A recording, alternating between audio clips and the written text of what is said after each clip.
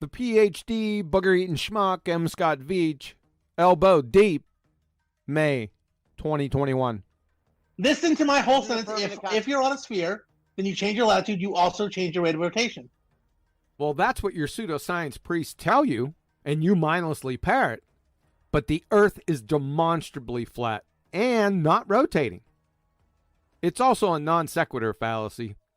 If you're on a sphere, a shape, that premise alone doesn't in any way even remotely imply that the shape is moving, in this case rotating.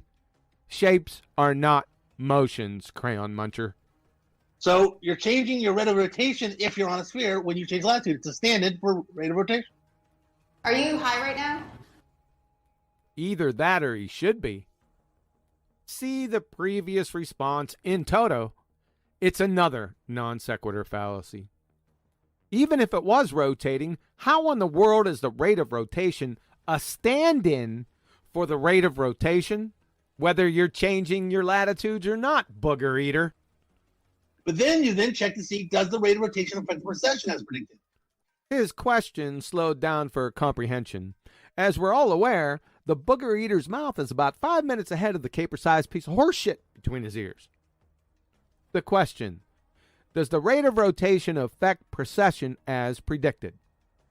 You have yet to establish that the Earth is rotating. You kind of have to do that first. And you have no scientific prediction here, as in a scientific hypothesis. Even if you knew how to construct one, and we all know you don't, you have no viable independent or dependent variable in this genre. It does. Oh, look, it's processing. I did tell a putty cat. Now you have to It's ask called yourself. affirming consequence. No, it isn't. Oh, yes it is. Textbook. If P, then Q, Q, therefore P. If the Earth is rotating, we will observe a putty tat. We see a putty tat. Therefore, the Earth is rotating. And now you have to ask yourself, oh, is it possible, is it quite likely that the fact that I was changing this dependent or independent variable is the thing that's causing it to precess, or is it something coincidental? And that's what I was trying to explain to you before, which is always a possibility, which is where you check in to see, do I meet my standard of statistical significance or not? What the fuck? My word, you're delusional. Possibility and likelihood is only used with inductive reasoning. There is no inductive reasoning in the scientific method. You were changing your independent variable? The only thing you were changing in your previous non sequitur fallacies was the latitude. Latitudes don't cause anything, and most certainly don't cause the Earth to spin in space monkey, you bozo. And newsflash, latitudes don't have physical existence, you booger-eating goober. Moreover, and knee-slapping hilarious, the quintessential example of giving a 3-year-old a chainsaw. In retrospect, a Trojan horse, if you will. After the ball-tarred booger eaters continually got their asses handed to them from 2016 through 2019 because of flat earthers asking for their independent variable, they eventually wisened up. I use that as loosely as possible, and educated themselves, again, as loosely as possible, on what independent variables are. For whatever reason, they focused heavily on the changeability aspect and continue to do so. These schnoz particle chefs think that if you can change something, then it's automatically an independent variable. But an independent variable, the presumed cause, is varied and manipulated itself by the researcher so as to change the relationship with the dependent variable. The booger eater here said he changed his latitude, ergo independent variable. He didn't vary and manipulate a latitude itself. He merely changed his position relative to an arbitrary fairy tale latitude. See it? They have the wrong emphasis on the wrong syllable. Boneheads. That's what you get for pretender clowning. These dizzy Dunning-Kruger dipshit doofuses have Elmer Fudd, Mr. Magoo, and baby Huey doubled over in the corner, gasping for their last breaths from tear-jerking belly laugher syndrome. Oh, by the way, booger eaters, you're welcome. No thank you required. Lastly, your flailing non sequitur of the ages Mr. Magoo application of statistical analysis to whether the space monkey is spinning or not is tantamount to applying GNP of Zimbabwe calculations to authenticate the Declaration of Independence. Are you okay, dude?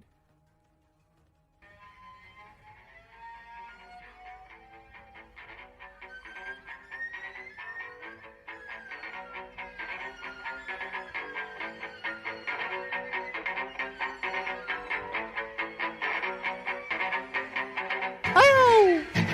Ow! Ow! I don't know! I don't know!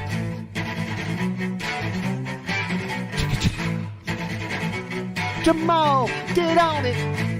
Hee-hee! Ow! Ow! Ow! Scottie, are you okay? Scottie, are you okay? Are you okay, Scottie? Scottie, are you okay? Scottie, are you okay? Are you okay, Scottie?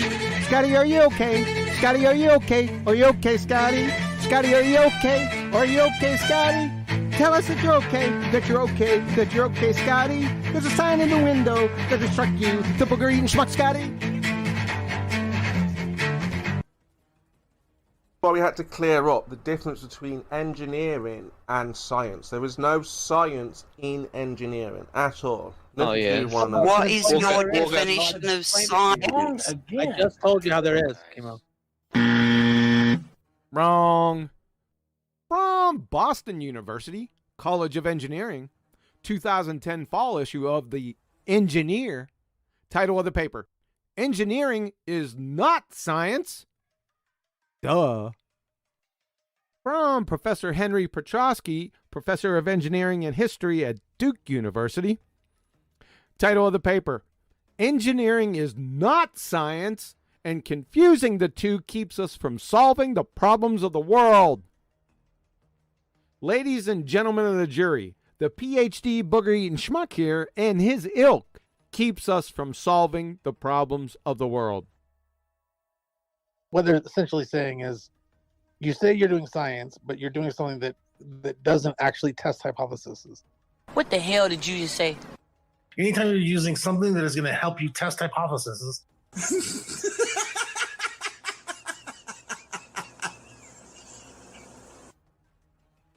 I wonder how you would have an experiment without the scientific method. I wonder how that would be.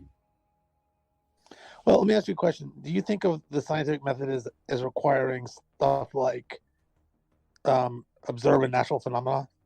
Yes, dependent variables, observe natural phenomena, are absolutely requisite for hypothesis construction. And you can't have natural science without hypothesis. So then, let's say tomorrow, I'm going to just do an experiment where I have a control variable of temperature. I'm going to adjust it.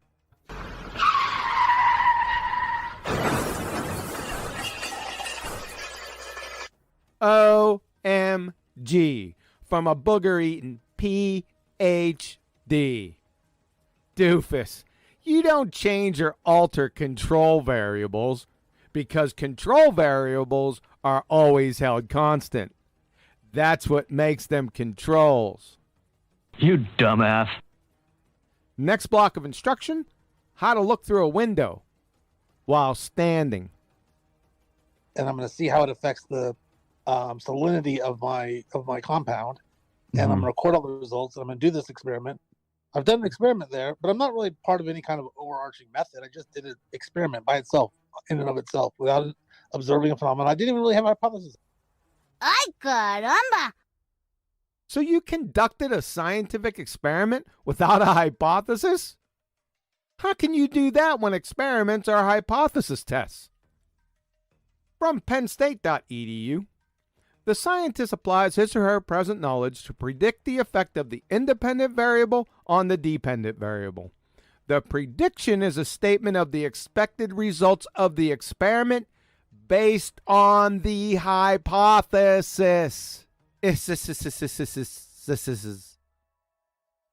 What's next? Run the Brickyard 400 without a car.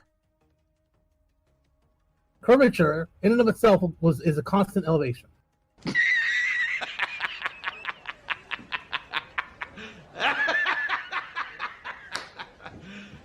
You serious?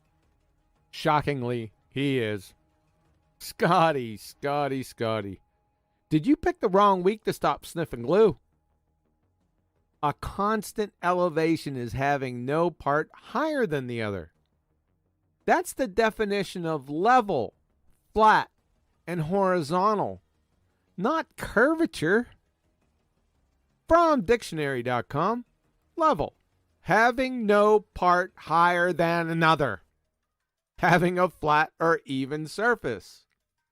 From Cambridge, level, not rising or falling or higher on one side, Scottie, but even in all directions, horizontal or flat. Something that is level with something else is at the same height. That's not going to tell us anything about curvature, though. Elevation does not hold any hints as to whether we're curving or not. What the hell did you just say? That's an elevation change. That's fine, but a curve is not an elevation change. Raggy retard. The curvature does not change the elevation, Brian. Fatality. Wow, dude. Wow. So curvature does not change elevation, eh? From the United States Naval Academy.edu, curvature is the rate of change of slope. So it is the second derivative of the elevation surface. Uh-oh! From pennstate.edu, slope is a measure of change in elevation. Uh-oh! So, Booger Eater, if curvature is the rate of change of a slope, and a slope is the measure of change in elevation, then curvature must necessarily involve a change in elevation. Next block of instruction, how to point at a house. This is galactic universes beyond mind-numbing absurdity. The quintessential tenet of fairy tale ball-tard spinning space monkey religion dictates an 8-inch per mile squared drop along a tangent from your feet in every direction, Scottie. What is drop if not an elevation change? Por favor. Folks, this is akin to a communist renouncing the abolition of private property and the Roman Catholic Church disavowing the Virgin Mary. Ladies and gentlemen of the jury, this booger-eating schmuck's entire performance is imbecilic at a second-grade level and demonstrates a purposeful fundamental ignorance of mere basic concepts and topics. He not only speaks confidently in his belly-laughing ignorance, but ridicules others for challenging his baby Huey horsepuckery. It's a shameful disgrace for your average Joe Coffey to spew such backwards nonsensical drivel, but this schmuck has a PhD. I heretofore, Your Honor, invoke the DEFCON 1 doofus statute, recognizing the clear and present danger this Dunning-Kruger numpty has not only to himself, but others.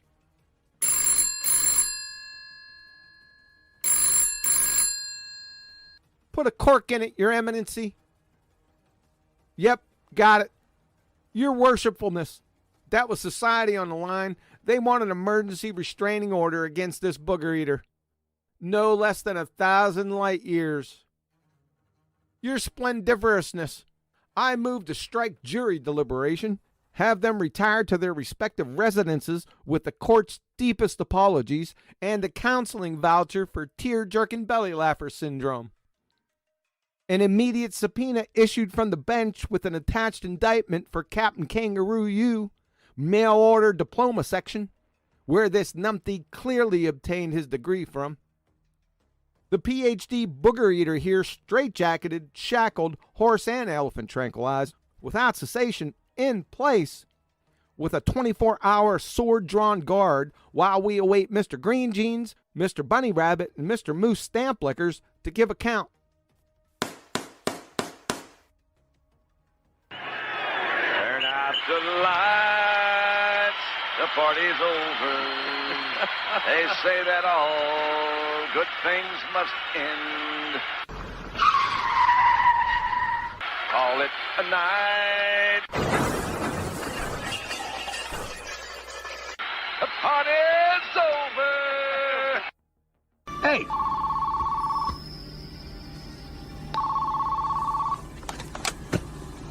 Hello. It's for you.